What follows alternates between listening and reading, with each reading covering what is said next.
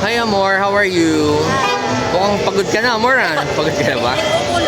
Alam mo guys, ha, sa lahat ng modelo namin na Viva Max, si Amor ang pinakamasipag sa totoo. Always present, obedient. Kaya favorite ko sa lahat ng model namin eh. Ito lang ang hindi ko papalitan.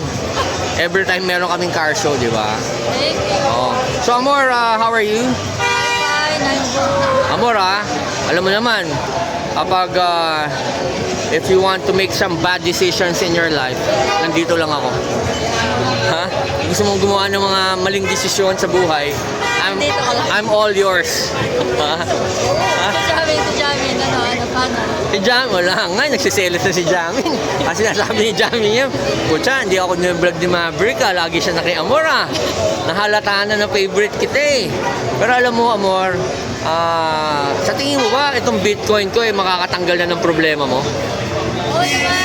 Bitcoin, nakakita ka na ba ng ganito? Hindi pa. Ito yung Bitcoin. Ngayon pa lang. Yeah, Bitcoin, ang presyo niyan is $68,000 right now.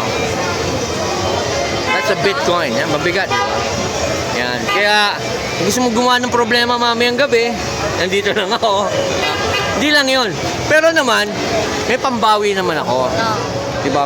Para tubusin ko yung kaluluwa mo. Meron naman ito to. Meron ako yan, oh. Meron akong Jesus God coin. Pakita mo. Yan, oh. Jesus yan, oh. Actually, di ba si Jesus Christ, binenta siya ng 30 pieces of silver? Yan yung silver na yun. Alam mo, saan kuminana yan? Saan? Kay Judas. Diba? Diba binato ni Judas yan eh. Diba? Kasi nag-suicide siya. Napulot ng lolo ko. Yan. Kaya nasa amin ngayon. Alam mo ba kung paano nakakuha yan? Ha? Saan? Nasa trust fund eh. Sa Rome, sa Vatican pa. Malayo. Malayo. Mahal. No, nung huling punta ko sa Europe, kinuha ko na yan. Diba? Ganda, no? Ganda, di ba? Tsaka mabigat, di ba? Parang naka-3D.